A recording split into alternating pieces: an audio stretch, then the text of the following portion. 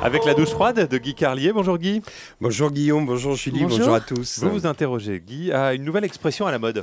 Oui, je ne sais pas si vous avez remarqué, la nouvelle expression à la mode, c'est « on n'est pas dans le monde des bisounours ». Les politiques, les dirigeants d'entreprise, les sportifs de haut niveau, tout le monde nous assène cette phrase qui signifie « mon pauvre gars, regarde le monde en face ». Tu vas en baver, et généralement, c'est celui qui compte nous en faire baver qui nous dit on ne vit pas dans le monde des bisounours. Vous vous souvenez des bisounours? Ces oursons mignons qui vivaient dans un monde merveilleux, plein de tendresse et d'émotion. Moi, je les aimais bien, les bisounours, parce que leur nom commençait toujours par gros.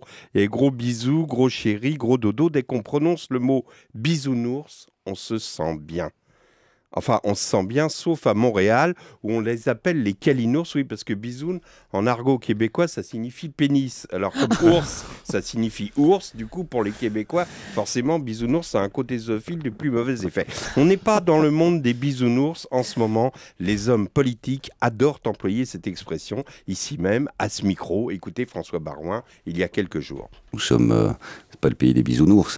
Eh oui, mais aussi le socialiste Moscovici qui a déclaré Jacques Chirac n'est pas un bisounours, ou bien André Bellon, le socialiste, qui affirme que l'Europe n'est pas le pays des bisounours. Dans le sport aussi, c'est l'expression à la mode, l'entraîneur de l'OM, Didier Deschamps, a déclaré « Je ne suis pas dans le monde des bisounours, je suis dans le football de haut niveau ». Bon, là, évidemment, la partie de la phrase la plus drôle, c'est « Je suis dans le foot de haut niveau ». Si Didier Deschamps croit que l'OM est dans le foot de haut niveau en ce moment, c'est qu'il vit dans le monde des bisounours. Chaque jour qui passe nous sort un peu plus du monde des bisounours, c'est vrai.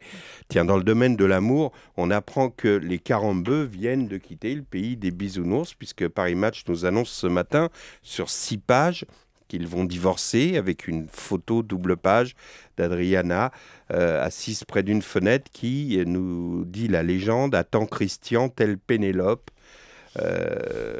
C'est étrange, Adriana. Oui, vous remarquerez sur la photo, si vous regardez sur le livre, site, elle a un livre, mais posé sur le pied. Donc, on en conclut qu'elle lit avec les pieds, mais on devine qu'elle a du mal parce qu'on voit que le livre n'a pas été lu. Vous voyez, il est ouvert en deux, mais les pages sont collées. Donc, sérieusement, la question ce matin, c'est si on ne vit pas dans le monde des bisounours, dans quel monde veut-on nous faire vivre? Parce que nous, on ne demande pas à vivre dans le pays des bisounours, mais on ne veut pas vivre non plus à Cynicland, à Freakland, à Bonusland, à Brunelland, ou pire, à Marineland. Vous savez, Marineland, le pays où les animaux s'amusent dans des bassins, que des murs de béton séparent de la mer pour pas que les autres poissons venus de la Méditerranée les envahissent.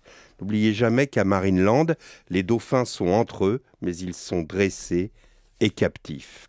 Voilà, méfiez-vous de tous ceux qui disent « on n'est pas au pays des bisounours », parce que pour ceux-là, le seul bisounours qui risque de survivre, c'est Gros Taquin. Souvenez-vous, c'était le bleu avec une étoile jaune sur le ventre. Bonne journée à tous.